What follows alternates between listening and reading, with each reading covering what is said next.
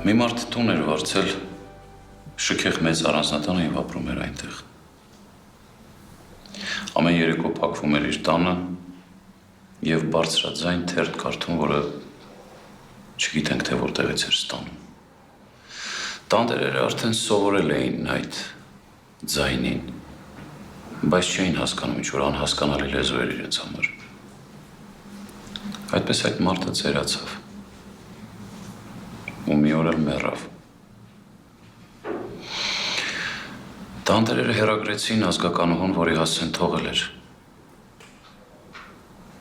Ազգականուհին եկավ քահանայի հետ։ Նրան թաղեցին փոքրիկ ու աննշան գերեզմանոցում։ Քահանան խունկ վառեց,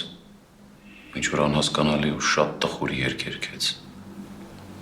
Երեկոյան, երբ հարց բարձրացավ հանգուցյալի իրերը տնօրինելու մասին,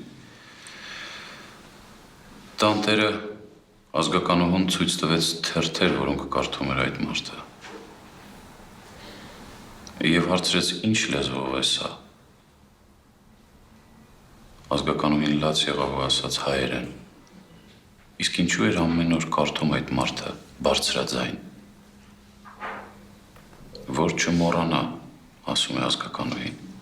այս քաղաքում նա ուրիշ ում հետ կարող էր խոսել իր հայրենի լեզվով։ Մի թերթ կարելի է վերցնել, հարցնում է տանտերը։ Բոլորը վերցրեք, պատասխանում է ազգականուհին։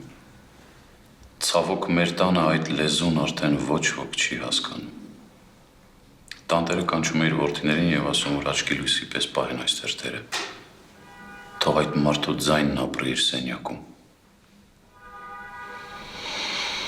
Տխուր հեքիաթ,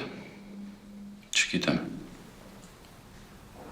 Մարդն ապրեց իր կյանքը, խոսեց ինքն իր հետ ու մի օր էլ մեռավ։ Իր ձայնը թողնելով ինչ-որ քաղաքում, ինչ-որ սենյակում։